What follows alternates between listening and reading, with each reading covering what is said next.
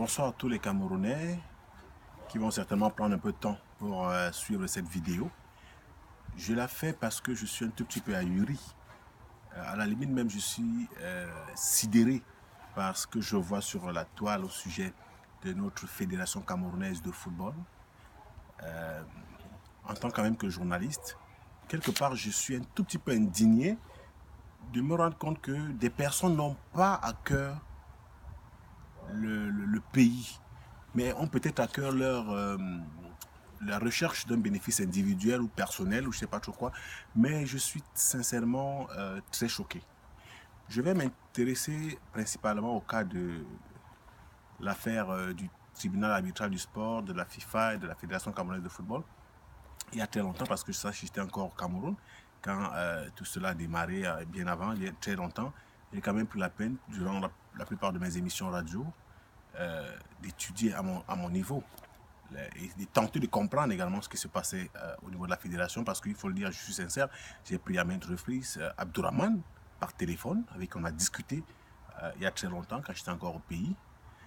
Mais sincèrement, aujourd'hui j'ai avec moi le courriel qui a été transmis par le tribunal arbitral du sport de TAS à Abdourahmane, parce que c'est un courriel du tribunal arbitral du sport par email à l'étoile filante de Garoua, par Amadou Baba Abdourahmane.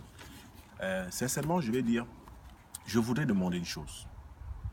D'abord aux confrères journalistes du Cameroun, et même d'ailleurs, qui ont un souci de la préservation de l'image du Cameroun. Sachez une chose, quand on est au Cameroun, c'est vrai, on exerce, mais on n'a peut-être pas idée de l'image qu'on reflète dehors. Je vais dire ça de manière claire. Tous les journalistes qui sont au Cameroun, la visibilité n'est pas très importante à l'extérieur. Ça veut dire, tout ce qui est fait par exemple au Cameroun en matière de journalisme de sport, c'est beaucoup plus pour informer les Camerounais. D'accord. Mais à un moment, on a eu à développer ce qu'on appelle la toile internet, c'est-à-dire la presse cybernétique et tout, c'est-à-dire la presse en ligne. Et maintenant, sur Facebook, tout le monde est devenu journaliste via la toile. Ça veut dire chacun peut être donneur de leçons, chacun peut apporter son appréciation, chacun peut juger les personnes, chacun peut se tromper, s'excuser, revenir à des anciens discours. Mais une chose est sûre, je voudrais qu'on comprenne. Je vous en supplie, pensons un instant à ce que la personne, ou du moins l'image qui doit préserver, qui doit être au sommet de tout ça, c'est d'abord, je vous le rassure, l'image du Cameroun. Ceci dit, je suis un peu choqué. J'ai rencontré des responsables dans le pays où je me trouve, avec qui j'ai discuté un tout petit peu de l'équipe nationale du Cameroun. Je ne vous dis pas que j'ai coulé des larmes, parce que ces personnes, tout en m'ayant rappelé un tout petit peu les exploits d'Albert Roger Mila, après m'ont dit, c'est quoi ce pays aujourd'hui? Tous les jours, quand on entend Cameroun, c'est pour qu'on nous dise qu'il y a une illégitimité de X ou de Y. C'est pour qu'on nous dise que tel est contesté par X ou Y. C'est pour qu'on nous dise que l'équipe nationale est divisée par X ou Y. Il y a tel camp, il y a tel ceci, il y a tel cela. J'ai été même à une émission radio où un journaliste m'a posé la question, quelle est cette équipe du Cameroun qui faisait peur avant, mais aujourd'hui qui a peur de tout le monde? J'étais mal à l'aise. J'étais mal à l'aise parce que j'étais obligé de mentir. Oui, je ne pouvais pas dire que nous avons peur. Il fallait que je dise non, c'est une reconstruction, la restructuration. Peut-être d'aucuns diront c'est vrai. Mais je pense que le fond de tout ça, c'est que nous devons de faire prévaloir l'image du Cameroun. Ça, c'est important. Vraiment. Ceux qui sont en train de courir, j'ai lu ça. J'ai lu ce courriel attentivement. Il va de chaque personne de donner son appréciation de ce qui a été dit. Parce que j'ai revu, après ceci, j'ai vu un post où j'ai vu mentionner qu'il y a un arrêt du TAS au niveau du 30, je pense que c'était du 30 septembre. Donc, les événements qui sont passés en octobre et après octobre n'ont pas été pris en considération. Est-ce que, chers internautes, chers Camerounais, chers soucieux de l'évolution du football, on ne va pas se dire qu'on est en train d'aller encore vers un autre désordre, une perte de temps?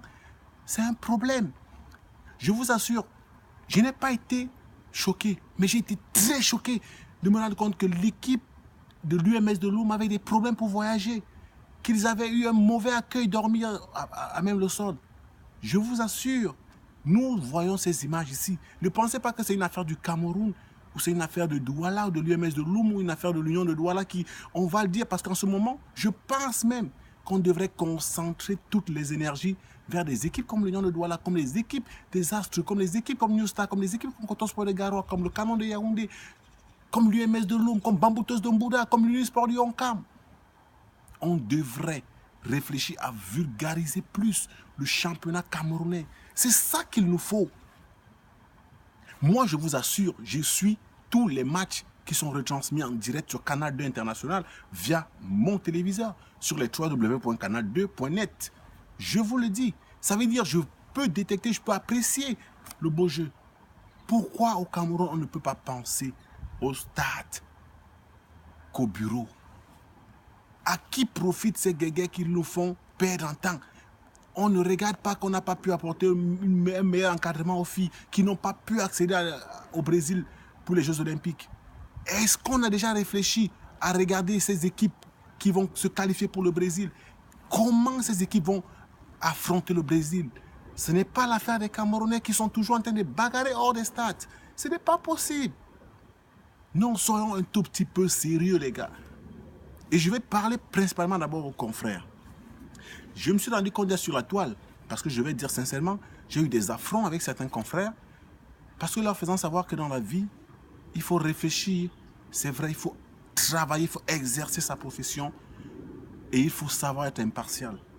Parfois, ça fait mal de savoir que celui qu'on avait hier à nos côtés nous a abandonnés.